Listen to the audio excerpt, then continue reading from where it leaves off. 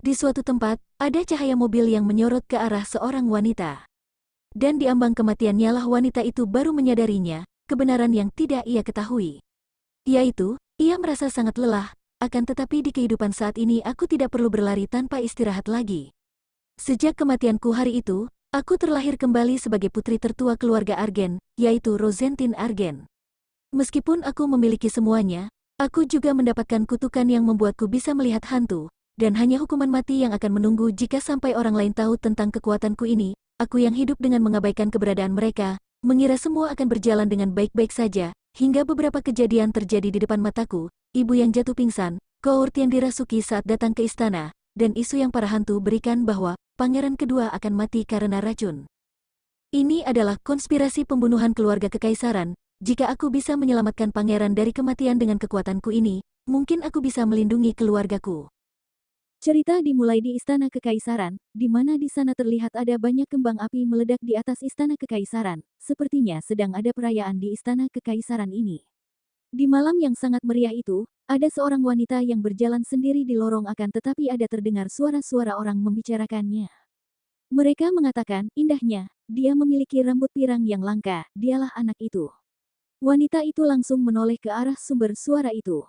Ternyata wanita itu ialah Rosentin yang sedang dibicarakan oleh hantu-hantu di sana. Kedua hantu itu pun terkejut karena ternyata Rosentin dapat melihatnya. Lalu Rosentin pun mengatakan, apa-apaan kalian? Aku katakan pada kalian, jangan bicara kepadaku di istana ini. Lalu kedua hantu itu berkata, astaga, kasar sekali. Kami ini keluarga kekaisaran. Apa kamu tidak tahu sopan santun? Padahal aku memiliki ekspektasi lebih padamu sebagai putri dari Argen itu. Tapi, tak kukira kamu bisa melihat kami, rupanya kamu adalah witch. Anak malang, jika kamu ketahuan kamu akan dieksekusi. Apakah Violeta, ibumu itu tidak mengajarimu hal seperti itu selama ia hidup?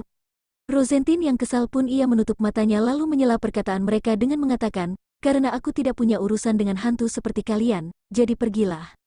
Seketika membuat kedua hantu itu terkejut, Rosentin pun berbalik dan meninggalkan mereka berdua. Di dalam hatinya Rosentin mengatakan, ya, aku sangat mengetahuinya hingga merasa muak. Di negara ini, sihir adalah sesuatu yang terlarang. Cerita dimulai dari awal terbentuknya Kekaisaran Kartazen, yang menyatukan benua Akerana dan mendominasi sendirian selama hampir 1000 tahun. Bahkan tanah makmur yang disebut juga Kekaisaran Emas ini, memiliki masa gelap, epidemi, iklim aneh, musim kemarau dan musim hujan ekstrim, dan tsunami. Semua bencana ini hanya terjadi di tanah kekaisaran. Kekaisaran telah dikutuk, banyak orang yang tewas tanpa alasan dan simpati rakyat juga mulai menurun. Pada saat itu, muncul kerajaan atas laut Biscutean. Mereka mengajukan revolusi dengan menjadikan perubahan sentimen publik sebagai alasan, namun niat mereka adalah seperti ini. Jika Kartazen runtuh, maka supremasi dari benua Akrana secara langsung akan jatuh ke tangan Biscutean. Di saat benua mati karena penyakit dan bencana, lalu dipenuhi dengan api peperangan. Tiba-tiba bencana tersebut berhenti, tidak ada orang yang tahu alasannya. Kaisar dari Kekaisaran mengatakan, semua bencana ini terjadi karena keturunan dari para sorcerer yang menetang kita sebelum Kartazen terbentuk. Karena itu, kedepannya dilarang menggunakan semua sihir selain sihir yang secara resmi diakui di dalam Kekaisaran, lalu orang-orang yang menyembah aliran sesat tersebut akan dihukum dengan tegas. Sejak saat itulah para sorcerer mulai ditindas. Pada saat itu Rosentin menyimpulkan bahwa menurutnya, berkat kejadian itu, usaha Biscutean terlihat sia-sia dengan alasan mereka menyerang Kekaisaran seolah-olah untuk menyelamatkan orang-orang. Seolah tidak ada yang terjadi, Kekaisaran kembali makmur. Kemakmuran itu terus berlanjut hingga sekarang. Dua buah pilar yang menopang Kartazen menjadi Kekaisaran Emas. Seperti ini adalah Argen dalam bidang strategi, dan Hazensu dalam bidang militer, yang merupakan keluarga pendiri negara. Lalu, aku terlahir dari keluarga Duke, Argen, yang ahli dalam bidang strategi. Meskipun aku memiliki semuanya, aku juga mendapat kutukan yang dapat melihat hantu, sebagai Rosentin Argen. Bahkan aku juga memiliki semua ingatan saat hidup sebagai Yoon Seol-woo di Korea. Tubuh dan lingkungannya sudah berubah, tapi bagaimana bisa kekuatan ini berlanjut begitu saja? Aku hanya ingin hidup damai di kehidupan baruku. Rosentin pun telah sampai di sebuah pintu di mana di sana ada seorang penjaga yang membukakan pintu itu. Setelah pintu terbuka, terlihatlah keadaan di dalam yang ruangan itu yang ramai. Rosentin berjalan menuju mereka sambil mengingat masa lalunya. Benar, seperti tokoh utama pada novel yang pernah aku baca. Seseorang dapat merindukan kehidupan sebelumnya, akan tetapi aku tidak.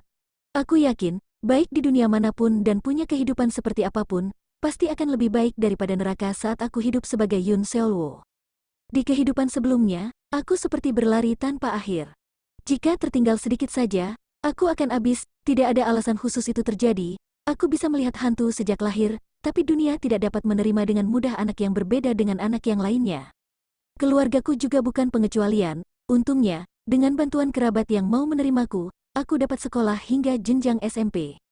Ditampilkan sosok Yoon dan gurunya bertanya, apakah kamu tidak membenci orang tuamu? Kamu bisa mengatakannya padaku, akan tetapi Yoon menjawab, tidak. Ibu pasti merasa lelah karena membesarkan saya sendiri, selain itu, Bu Guru sebenarnya saya. Sepertinya Yoon menceritakan bahwa dia bisa melihat hantu kepada gurunya. Shin berpindah ke dalam ruang kelas, di mana Yoon yang duduk sendirian di kursinya. Ada seseorang yang sedang membicarakannya, hei, anak itu agak aneh. Kalian dengarkan dia bicara, katanya dia bisa melihat hantu, itu tidak masuk akal.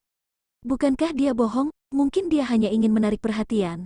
Kemarin dia bilang khawatir padaku, lalu menyuruhku hati-hati saat berjalan pulang ke rumah. Aku benar-benar kesal, sampai saat itu, aku tampaknya masih berharap ada yang bisa mengerti meski hanya sedikit. Tentu saja, hasilnya tidak bagus, berkali-kali aku menghadapi kegagalan dan secara berlahan aku mulai beranjak dewasa. Aku mulai melihat tatapan orang-orang di sekitar mengarah kepadaku. Luka terus menumpuk dan aku terus terjatuh, luka bekas terjatuh menjadi infeksi dan terasa nyeri, tetapi aku tidak menangis.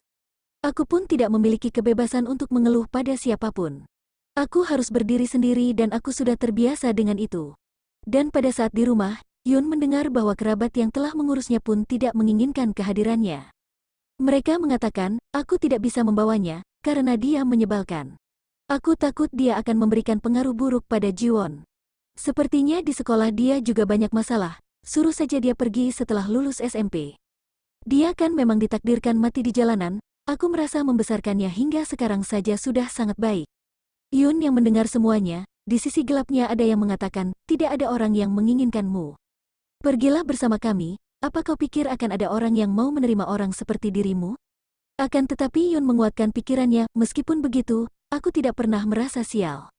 Tidak apa-apa selama aku masih hidup, apapun itu tidak masalah. Selama aku bisa hidup, benar, tidak apa-apa, aku bisa menahannya dengan kekuatanku sendiri. Bertahan hidup adalah satu-satunya cara balas dendam pada takdirku.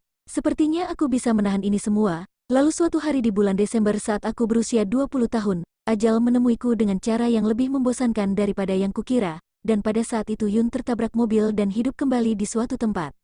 Di ambang KEMATIANLAH, aku baru menyadarinya, akan kebenaran yang tidak aku ketahui, yaitu bahwa aku merasa sangat lelah. Sekarang aku tidak perlu berlari tanpa istirahat lagi karena itu, aku jadi lebih tidak bisa percaya saat aku membuka mata terlihat langit-langit yang tampak asing. Sinar matahari siang yang hangat, taman yang penuh dengan daun hijau segar, lalu air sungai jernih yang melintangi tempat itu. Dewa memberiku hadiah, kesempatan untuk hidup sekali lagi. Lalu terlihat di sana ada sepasang keluarga yang sedang menggendong bayinya dan memanggil namanya. Rose, rupanya kamu di situ, kemarinlah, kamu bilang ingin melihatnya kan? Dia adikmu, namanya Court, lalu Rose kecil menatap ke arah mereka. Mereka adalah orang tua Rose di kehidupan ini, begitu juga dengan adiknya. Angin yang membawa musim semi telah berhembus, angin yang lembut dan hangat, berembus melewati tanah lapang di sebelah timur benua Akerana. Meski aku tahu musim dingin akan datang suatu hari nanti, aku tidak akan menyerah. Di ujung kebahagiaan yang seperti secercah cahaya di kejauhan ini, mungkin saja musim dingin panjang akan datang. Tapi, aku berharap kali ini pun aku pasti akan tetap kembali berdiri, karena aku telah bertekad untuk melindungi cahaya ini.